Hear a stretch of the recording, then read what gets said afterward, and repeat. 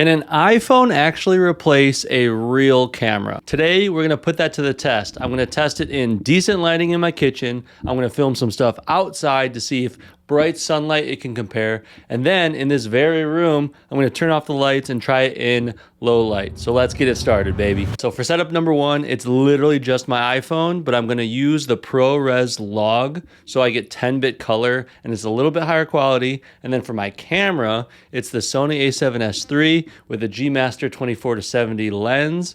And that's about a $5,800 setup. So we're gonna see if this phone that I got for a trade-in that's like $5 a month for 2 years can compare to a $5,800 camera setup. So let's look at these side by side. For shot one, I sharpened a knife and I shot in my kitchen, which has decent lighting. The iPhone shot being on the left and the mirrorless camera shot being on the right. Honestly, they're pretty comparable. I think the iPhone is just lacking a little bit of depth of field and it's a little bit softer, but overall, pretty solid shot. All right, shot number two, I shot in direct sunlight in my backyard. And to make this as close as possible, I didn't use an ND filter for my mirrorless camera. I just changed the settings in camera to adjust for the sunlight so I can make it as close as possible to the iPhone. This one, you can start to see the difference between the iPhone and the mirrorless camera. As you can see, the iPhone actually has decent contrast and the sky is pretty true blue. However, in the background, you can see it starts to break down. So if you zoom in on the iPhone, you can see that the fence is super blurry.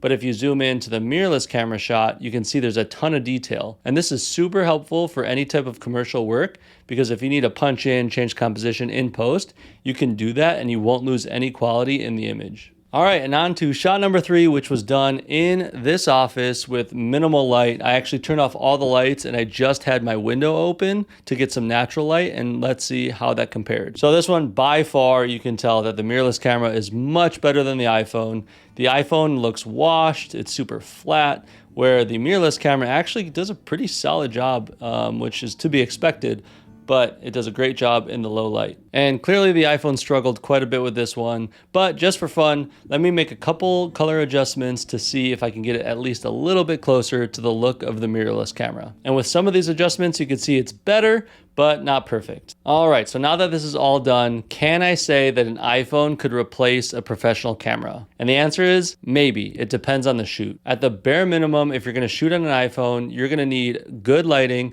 external audio, and some really good editing skills. And one thing that I haven't mentioned yet is your perception. So if you show up to a shoot and your client sees you with an iPhone, you're gonna look like a budget videographer, where if you come with your mirrorless camera, they're gonna know this guy actually is professional. In today's social media, UGC, or user-generated content, is performing very well. So if that's the look and feel you're getting, is that amateur kind of vibe, an iPhone might actually be better than a mirrorless camera. And with an iPhone, honestly, it's super nice because it's always with you, it's versatile, and it's super lightweight and very easy to use. But there are some heavy cons, like a lower image quality with a smaller sensor, it's bad in low light, and it's hard to get a shallow depth of field. Honestly, the iPhone 15 Pro is a filmmaker's tool. It just won't replace a mirrorless camera, in my opinion. Using it for behind the scenes is awesome. The user-generated content, super sick.